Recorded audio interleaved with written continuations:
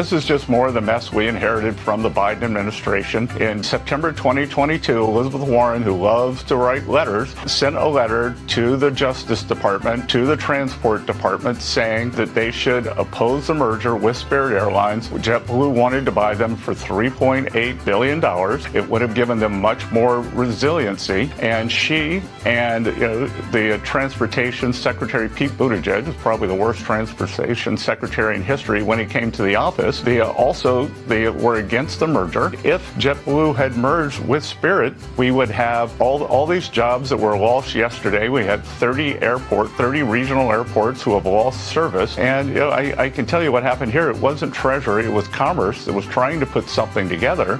But the reason we were here was because the Biden administration opposed the merger. We shouldn't have been here in the first place. Many people like to give Democrat politicians the benefit of the doubt, considering them merely incompetent rather than corrupt. But incompetence really doesn't explain what we're seeing. As the saying goes, even a stopped clock is right twice a day. But what have Democrats gotten right in the last several years? Let me know in the comments if you can think of anything, because I sure can't. Everything these people touch turns to shit. Everything. Anyway, even if you want to call them incompetent, that still doesn't mean they aren't corrupt. In the real world, when you get hired to do a job, the expectation is that you will actually do the job you were hired to do, and that you are up to the task. But our Democrat politicians who are hired to represent us really only ever look after their own interests. And yet, they still collect their paychecks. And, thanks to owning the media, manage to get reelected over and over again. Getting paid to do a job that you aren't doing is fraud. It's corruption. But setting that aside, Pocahontas, it would seem, really does have a mean streak that guides her actions, at least according to President Trump. Check out this clip from August of 2025. Elizabeth Warren, we call her Pocahontas. She's a liar and a mean person. What she's done to our financial institutions, she destroys people. Do you know that you had a lot of great banks in the Midwest and banks that loaned to farmers and others, and they went out of business? She put them out of business. Stone cold mean. Banks that were open 150 years, family banks that supplied the farmers and manufacturers and others, and she put them out of business. She's a mean, horrible human being. So it would seem that attacking American industry is nothing new to Libby Warren, but that should surprise no one. I mean, just look at the exodus of big business from blue state America to red state America. Many businesses are choosing to bear the huge upfront financial burden of moving to another part of the country because they understand that in the long run, such a move will be profitable or even necessary for their survival. Democrat politicians are almost entirely interchangeable at this point, and they're about as friendly to big business, and for that matter to the middle class, as dogs are friendly to cats. The only thing they're good at is destroying the fabric of our society. But as representatives of the people they were elected to serve, Liz Warren and her fellow Democrat derelicts are entirely ineffective. Pocahontas, she's a woman that's been very ineffective, other than she's got a big mouth. Damn!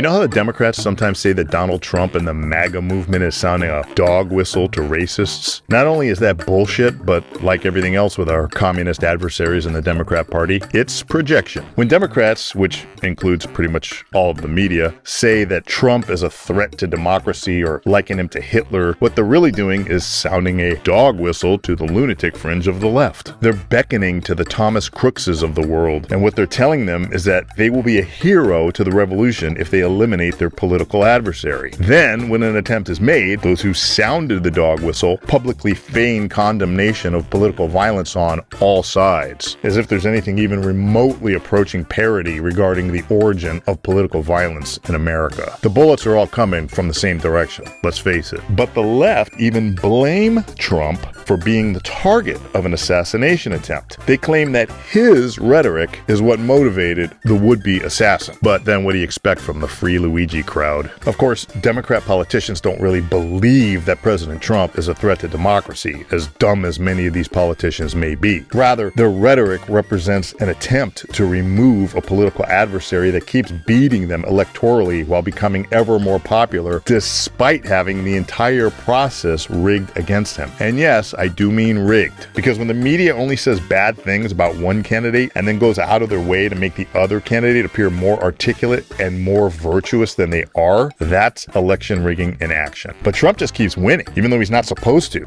He's like a casino gambler who hits 2 jackpots back to back at a slot machine. This isn't supposed to happen. And yet, Democrats become indignant when they're called out for their actions. Our elections are fair, and we condemn political violence, or so they insist. But think of it this way. If someone who was truly like Hitler was attempting to become president of the United States, wouldn't you be compelled to cheat to win the election and keep him out of office? No. Of course you would. I disagree with you. In fact, in such a circumstance, you would be morally compelled to take any action necessary to keep such an evil person from rising to power. The ends would justify any means necessary. And that, in a nutshell, is how Democrats who see themselves as our moral superiors see everything they do. Pocahontas?